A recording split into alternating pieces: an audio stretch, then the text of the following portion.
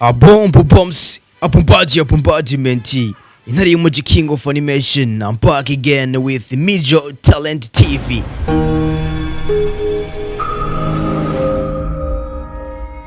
Subscribe kwanza. Amazina yiwe nyakuri bamwita Girukwishaka Boniface. Yavutse mu 1990. Yavukiye mu ntara ya Kayanza, neza aho bita Imatongo.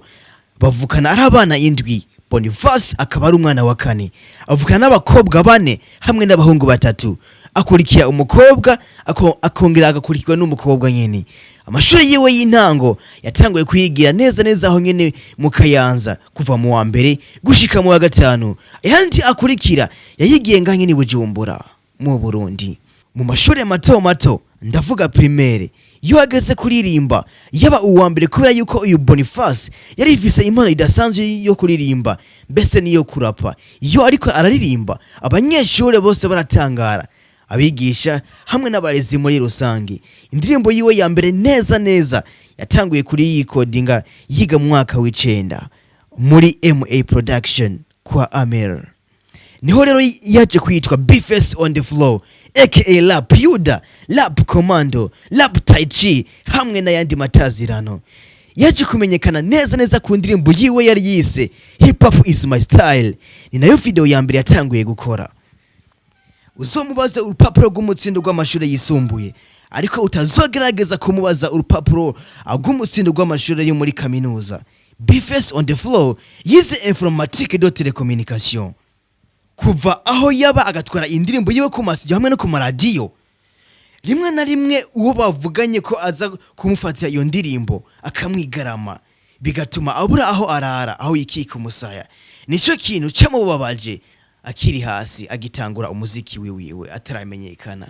Boniface on the floor, nta hereni, nta tattoo, nta dread, nta tabi, nta tentile, nta nzoga. Ivyo byose nta na kimwe arigera korako, ariko ivyo ntibimubuza gutwara ibihembo bigiye bitandukanye.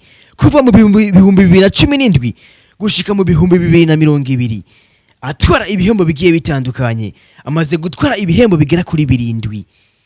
Harimo ico yatwaye neza mu 2017, ikindi agitwara mu 2018 Artist of the Year, L'artiste de l'année.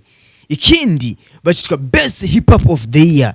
Ikindi nacho Isanganiro Award 10th edition hamwe n'ibindi bihembo bigiye bitandukanye. Naho bidahuriza ko n'abantu benshi bagiye batandukanye, ariko Boniface on the floor biravugwa kandi biraboneka yuko ariwe muraperi wa mbere mu Burundi akurikiranwa n'abantu benshi cyane bagiye batandukanye kuri YouTube channel, Instagram, Facebook page hamwe n'izindi mbuga zigiye zitandukanye nka TikTok, Twitter hamwe n'izindi. Uwo niwe wama wumva bavuga yitwa Boniface on the floor, rap like AK47. Baramuzi higiyo nino.